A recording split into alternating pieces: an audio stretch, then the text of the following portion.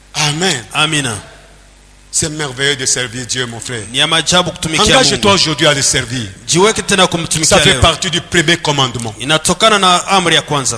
Premier commandement. Amri ya kwanza. Ça, c'est le plus grand des commandements d'ailleurs. Hiyo ni amri Les kubwa pharisiens ont kabisa. demandé à Jésus, quel est le plus grand des commandements? Wakamuuliza amri kubwa ni nini? Jésus leur a dit, Yesu akamwambia, tu aimeras l'Éternel ton Dieu de tout ton utapenda cœur. Mungu wako na roho yako yote. C'est facile de dire ça. Ni C'est rahisi facile de kusema. chanter avec cela. Ni rahisi kuimba na hiyo. Mais parfois difficile de mettre cela en pratique. Inakuwa kila mara kugumu kwa Mais kutia mon kwa frère, tendo. ma soeur, je voulais que tu mettes en pratique. Le Saint-Esprit va t'aider. Napenda uweze kutia kwa tendo, Roho Mtakatifu Aime Dieu de atakusaidia. tout ton cœur. Penda Mungu na roho Que yako Dieu yote. soit la priorité numéro 1. Akuwe msingi Les wa autres kwanza. choses peuvent réussir ou échouer, Mambo mais que mengine Dieu yanaweza n'échoue jamais. kuwezekana lakini Mungu asishindwe. Amen. Amina. Que la position de Dieu ne change jamais dans notre vie. Nafasi ya Mungu isibadilike Quand maishani. j'étais en train de diriger la prière de 7h à 7h45, Kwa hiyo muda les amis qui étaient là, ils étaient à 3, à wapendwa 4. walikuwa wanne. Je leur ai dit, Nikawaambia, continuez à prier, endelea continuez à kuomba. chercher Dieu Endelea kutafuta Mungu comme vous le faites auparavant. vile mlivyoyafanya mwanzoni. Alléluia. Quand Amina. Daniel, Wakati watu walikuwa le dhidi ya complot avait Danieli, été formé contre Daniel, walileta usaliti il a kwa été au Danieli. courant. On l'a informé Walimwambia que kwamba on ne peut pas adresser la prière à une autre personne qu'au roi Darius. hawezi kuomba mtu mwingine sikuwa Darius. Daniel a entendu cela. Danieli alisikia hiyo. De nos jours, on aurait Kwa siku ya érigé leo, beaucoup de versets bibliques autour de cette interdiction-là. Oh non, il ne faut pas. La Bible dit, ne soyez pas sages à vos propres yeux. usikuwe na hekima kwa macho yako binafsi. Mon frère, Ndugu, quand une décision, wakati quand maamuzi un être humain sur la terre ama mwanadamu s'élève ulimwenguni pour prendre une décision anainuka qui va kukamata à maamuzi, l'encontre de la parole de Dieu, nenda mbali na neno la Mungu, cette décision-là, hiyo nous ne amri devons jamais l'appliquer. haibidi kuitii. Ah, moi, j'allais entendre les Amen. Ilibidi kusikia amina. Il y en a plusieurs dans la Bible. Kuna wengi ndani ya Biblia. Pharaon a pris la décision, Farao alikamata a ordonné aux msimamo, sages femmes de tuer tous les enfants Nasema mâles waue de watoto ce wote peuple. Mais les femmes là ont dit non. Wakasema Nous on hapana. craint Dieu. Sisi tunajua Mungu.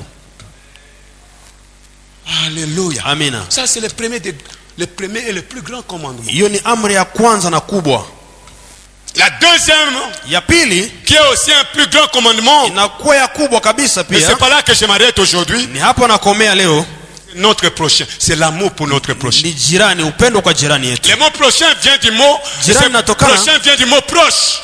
Yule Et aliye la karibu. personne la plus proche, Na comme yule nous aliye avons un couple karibu. aujourd'hui, Sisi tunakuwa na ndoa leo. c'est sa femme ou bien son mari. Ni mke ama mume. C'est envers lui d'abord Ni kwake que nous kwanza. devons déverser tout le reste d'amour. Tuweze kuleta upendo Aimer wote. son prochain comme lui-même. Penda jirani kama wewe Et quand binafsi. on aime Dieu de, Unapopenda Mungu, de na- toute son âme, Na roho yako de toutes yote. ses pensées, Na mawazo yako et yote. qu'on aime son prochain, Na unapenda jirani, c'est le résumé de la Bible entière. ni jumla ya Biblia nzima. Alléluia. Amina. Aimer Dieu, aimer son prochain, Kupenda Mungu c'est na l'ensemble penda de la jirani. Bible. Ni Jésus hiyo. lui-même a prêché cela. Yesu yeye peke alihubiri On hiyo. appelle cela la loi et les prophètes. À l'époque, il y avait Wanaita- que la loi de Moïse et les livres des prophètes. Kwa muda kulikuwa sheria ya Musa na Et wanabii. quand on aime Dieu, Unapopenda on Mungu, aime son prochain, Unapenda jirani. cette personne a accompli la totalité de la Bible. huyo mtu ameeleza yote Biblia. Malheureusement, il y a des gens qui poussent encore beaucoup de questions pour qui est mon prochain? Kuna watu wanajiswali jirani ni nani?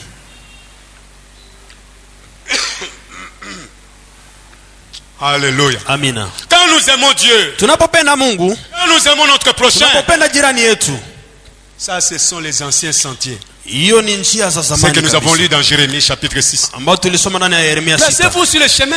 Ujitie ndani ya Demandez njia. quels sont les anciens sentiers. Ulize njia za zamani za wapi. Informez-vous. Où sont les anciens sentiers? Njia za zamani ni Où sont wapi? les anciennes directions Ama njia za wapi dans lesquelles ont marché les patriarches, ambao wazee dans lesquelles walitembea, ont marché les serviteurs de Dieu? ambao wa zamani walitembea ndani. Demandez des informations. Tafuta Qu'on vous habari montre ces sentiers-là. kwa ajili ya hiyo njia. Placez-vous sur ces chemins et vous aurez la paix de votre cœur. Ujiweke ndani ya hiyo njia, utapata salama ya moyo wako. Amen. Amina. Nous n'avons pas à délibérer la parole de Dieu, Hatuna namna à négocier avec cela. ya kutafuta Ce uhusiano sont les fulani. anciens sentiers. Ni njia za Marchez-y zamani. et vous trouverez la paix de vos cœurs. Tembea ndani ya hizo, utapata salama ya Je moyo. donne ce message parce que le monde ne va pas bien. Naleta ujumbe kwa maana Autour de nous, ça ne va pas bien. Pembeni Au yetu loin, hakuna ça ne va mambo. pas bien. Mbali hakuna vinavyoendeka. Alléluia. Amina. En suivant les informations, Kwa kupata habari, Vous avez remarqué, on a posté cela dans notre groupe.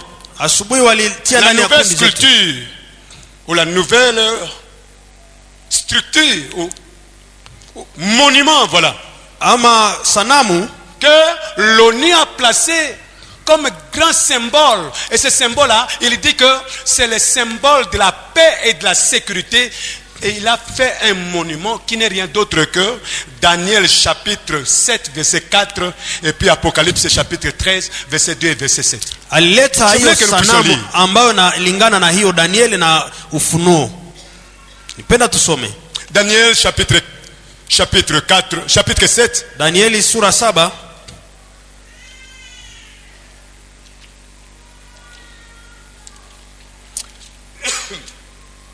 Le verset 4, il est dit. Sura 4 nasema,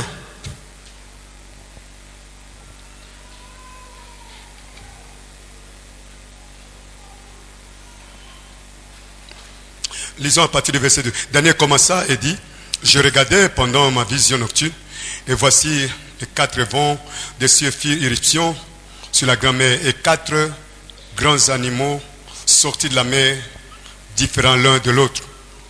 Le premier était semblable à un lion et avait des ailes d'aigle. Justement, cette partie-là, c'est ce qu'on a représenté devant la grande institution ou bien le grand siège de l'ONU à New York, la bête que l'Apocalypse chapitre 13 nous parle. On va lire Apocalypse chapitre 13. tutasoma pia Ufunuo 13.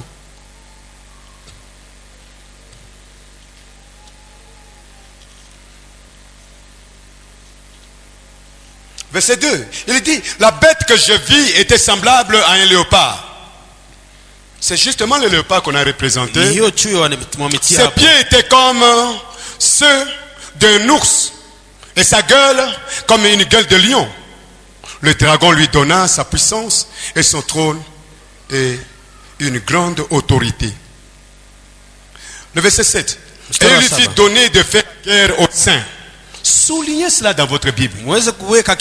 Cette bête-là, il lui fit donner de faire la guerre aux saints. Les saints là, ce ne sont pas les Abraham, les Isaac, les Jacob qui sont morts depuis longtemps. Les saints, ce sont les chrétiens qui sont encore vivants sur la terre.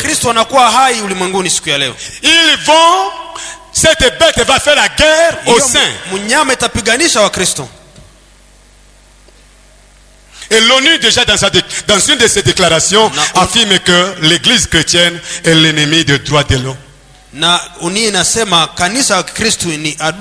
L'église chrétienne est l'ennemi des droits de l'homme. Dans le projet ID 2020, ils disent qu'il est obligatoire de coincer les chrétiens pour diviser leurs croyances, pour diviser leur foi, pour que les chrétiens ne puissent pas continuer à gagner plus de vie pour leur doctrine chrétienne. Ils disent que nous devons retirer le pouvoir de l'église. Les chrétiens, disent-ils, commettent un crime contre l'égalité du genre en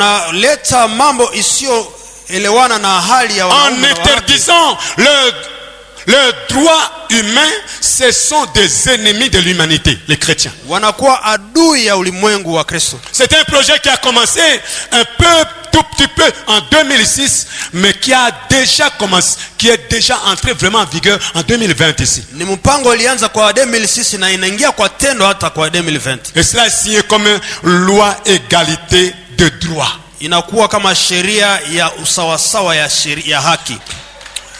Que le Seigneur bénisse sa parole.